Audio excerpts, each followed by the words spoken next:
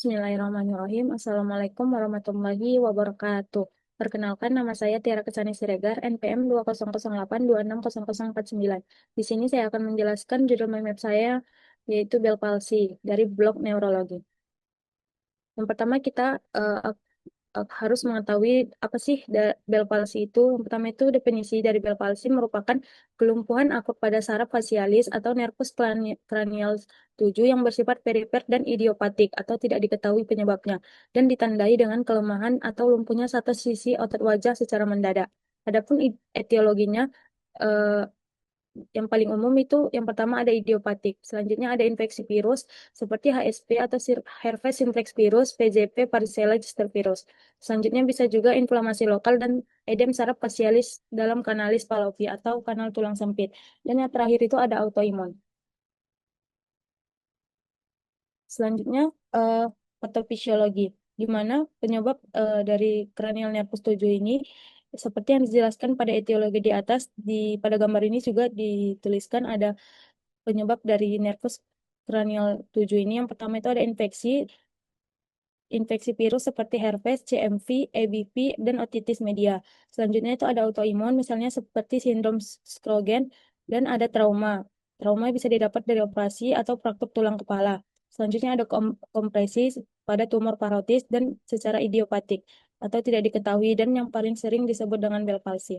Jadi semua penyebab ini bisa merusak sistem saraf 7 yang melalui yang pertama itu ada iskemia atau kurang aliran darah, inflamasi, dan yang terakhir itu ada demyelinasi atau kerusakan selubung saraf.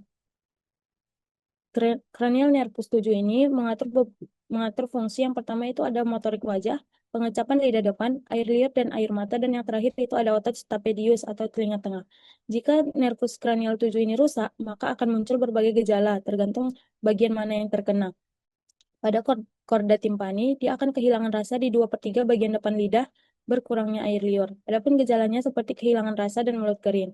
Selanjutnya ada greater petrosal nerve, di mana menurunnya produksi air mata. Jadi gejalanya itu ada mata kering dan korneanya rentan terhadap luka. Selanjutnya ada stapedius branch, di mana gangguan otot stapedius, suaranya terasa lebih keras atau hiperakuasis. Selanjutnya itu ada cabang motorik wajah seperti temporal, zigomatik, bukal, dan mandibular yang mengakibatkan tidak bisanya menutup mata, menaikkan alis, atau mengerutkan dahi, tersenyum simetris, dan mengatup bibir. Adapun gejala yang paling khas yaitu wajahnya miring ke satu sisi. Adapun gejala dari Bell palsy ini yaitu kelemahan atau kelumpuhan mendadak otot wajah satu sisi. Dia tidak bisa menutup mata, mulutnya mencong saat senyum, dan air liurnya terus menetes. Jadi ini ada gambar dari Bell palsy. Selanjutnya ada gejala gejala lainnya juga seperti rasa kebas di wajah, tapi ini tidak sering, kadang-kadang, dan ada gangguan pengecapan 2/3 anterior lidah dan hiperakuasis atau peka terhadap suara dan mata kering dan berair, atau gangguan lakrimase.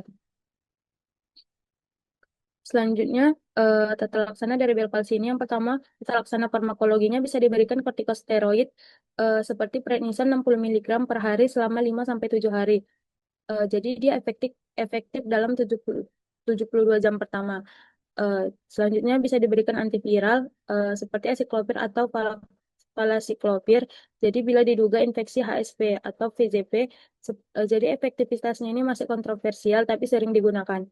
Selanjutnya tata laksana non farmakologi. Yang pertama itu bisa dilakukan fisioterapi wajah untuk melatih stimulasi otot dan mencegah atrofi. Selanjutnya itu bisa diberikan pelindung mata seperti tetes mata, salep pelindung, dan tutup mata saat tidur untuk mencegah keratitis akibat tidak bisa menutup mata. Adapun prognosisnya itu dia baik, lebih dari 80% pasien sembuh total dalam 3 minggu sampai 6 bulan. Jadi prognosis buruk itu bila onsetnya lama, usia tua, nyeri berat, atau paralisis total. Selanjutnya itu ada komplikasinya. Yang pertama ada sinkinesis.